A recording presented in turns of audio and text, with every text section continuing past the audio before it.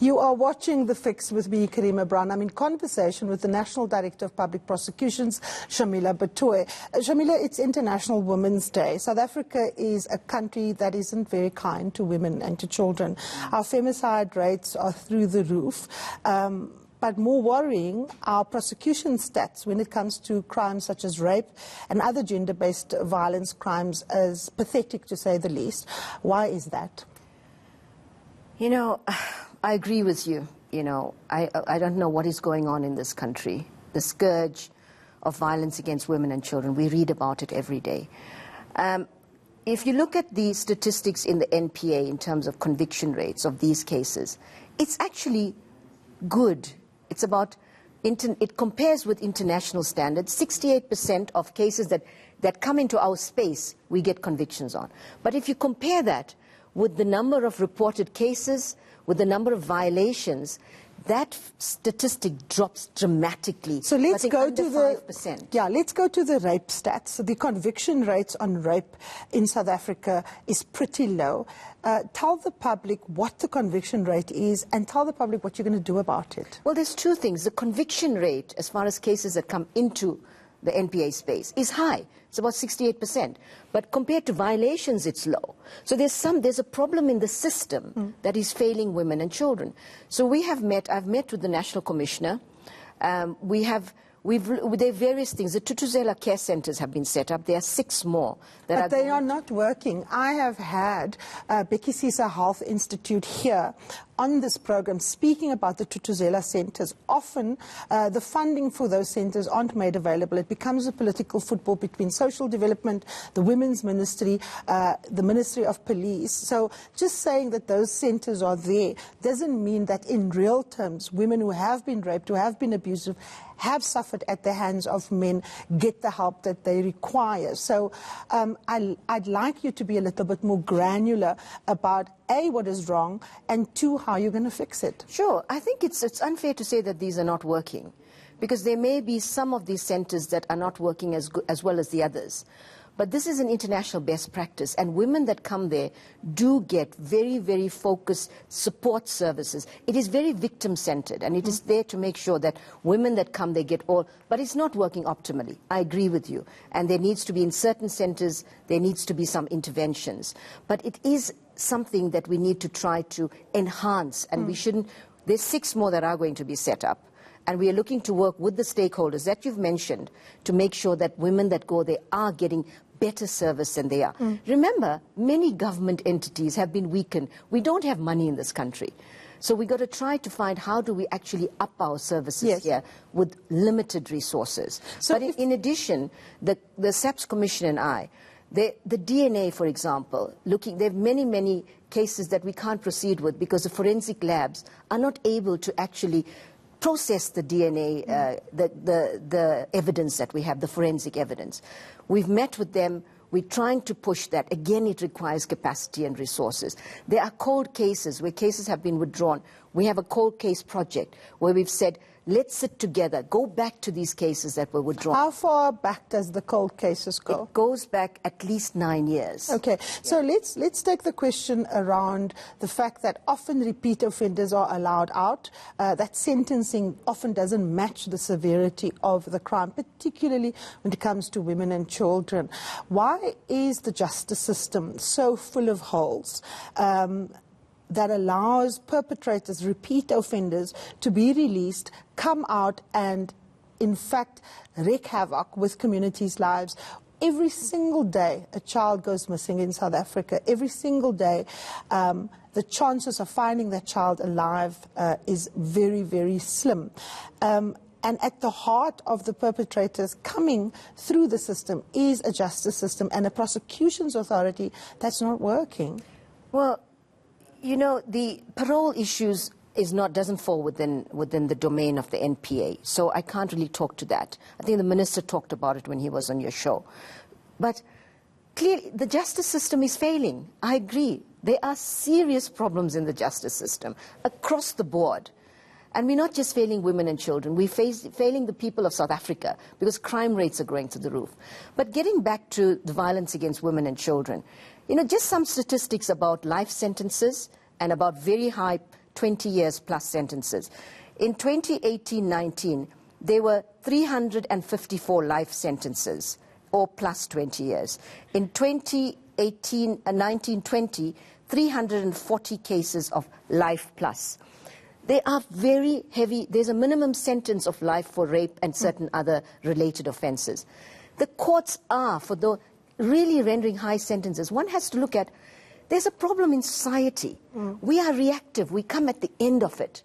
What is happening in our society that results in women and children being abused, killed on a daily basis? I think you're absolutely right, but a lot of gender activists are saying that when you start asking that question, what often it results in is that it slut shames women and it blames working class and poor families for supposedly not taking care of their children, when it's actually the system that is failing them, particularly when it comes to sentencing, when it comes to effective prosecutions. Many children, for example, are afraid to come to court. How sensitive are the prosecuting authorities to the fact that children often have to relive their trauma when they have to stand there against an adult who have abused them in the most horrendous way? In this way, I think there's a lot of good work that's going on. And I can say that the prosecutors are very sensitive. We also have court preparation officers that actually take children and vulnerable persons, whoever they are, through the court process to make sure that it is least intimidating, because any process is going to have a certain level of intimidation. So in that sense, I think the justice system is doing really well to prepare witnesses for court. You may get pockets where we need to look at, but there's a really good system in place to support children and other vulnerable people through the process. But again, in terms of sentences, there are very, very serious sentences that are every day being meted out in our courts, but it's not having a deterrent effect. So I'm not sure that high sentences, well, I can say on its own is necessarily going to work. They don't translate into a change in culture, into these stats decreasing in terms of violence against women and children. So let me ask you what we asked the President when we met him last week. You've been a year into the job. How would you rate yourself and your performance so far? Wow, that's a tough question. I think we're still failing, actually, but that's because there's so much to do. So I say we're failing because we're not reaching those expectations, but there's been a lot of really, really good success stories. And if you give me 5 minutes, which you tend not to do, I can tell you some really nice things that's been going on. Give us your successes. Well, you know, let me say firstly, within the directorate, for example, there was, you know, I talked about the regiment server, but in addition, there was a freezing order of 1.6 billion rands, where that money is in the possession of a curator, which will be available to the country. That is almost the 3-year budget of the NPA. Okay. In addition, we're working very closely with Transnet, and Transnet has recovered about 600 million that has gone back into their so-called pensions fund. We're seeking to increase this 1.1 billion to 1.6 billion, and that case is set down, the application for 18th and 19th of March. In addition to that, we're working very, very closely on the trillion matter. I'm not going to say anything more about that. I talked about the Eurojust matter, where prosecutors from around the world are getting together to deal with these things. Internally, we are looking at various strategies to deal with getting to an independent integrity issues. We're working really hard. I've sent out all the top managers in the NPA, including starting with myself, are going to be subjected to a higher or enhanced integrity measures. Does that include lifestyle audits? Lifestyle audits, and I've already gone through that. I've given my ID number to the DPSA who's helping us with this. We're talking to SSA on that. So there's integrity. You cannot actually rebuild an institution and deal effectively with these matters if you don't deal with integrity. But in the municipal space, there have been really a number of cases that have actually come to court, which people don't realize. There was a case in the Tshwane Metro. It dealt with supply chain manipulation. There was about 50 million involved. The accused in that case was sentenced to 15 years direct imprisonment and 5 years was suspended. And I can go into a couple of these cases, but I think that's too much of detail. But here's the thing. A lot of people are saying that even though state capture happened at all levels of government, you are still just going for low-hanging fruits and for the small fry. People want to see people who were in the executive, who have been implicated in state capture, having their opportunity to explain themselves in a court of law. A year in, Shamila, have you sometimes thought, my word, what did I take on? Should I leave? Why are you staying in your job, and why should South Africans continue hanging in there with you?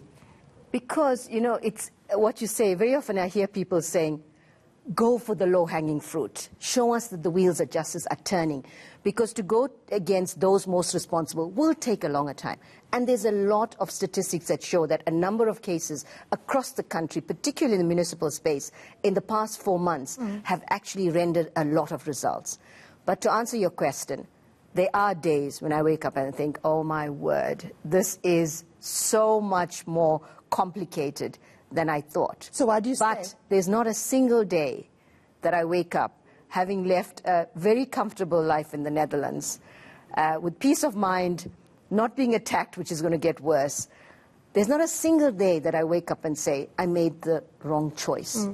It's a life with purpose. And there's such an opportunity for us to make a difference in this country. You know, they say injustice flourishes when good people do nothing. This is the new struggle. It's time for all of us to put our personal issues aside and to really, it's a fight for the country to reclaim the state from capture. And that is why I have no regrets. As tough as it is the most meaningful thing I am doing, and, you know, the people in my team that are ready to fight the good fight are doing. And we wake up every day with a sense of purpose. And, you know, people will see that it is worth it at the end of the day. It's not going to be easy. There's no quick fixes. So the culture of impunity is going to end? It will end.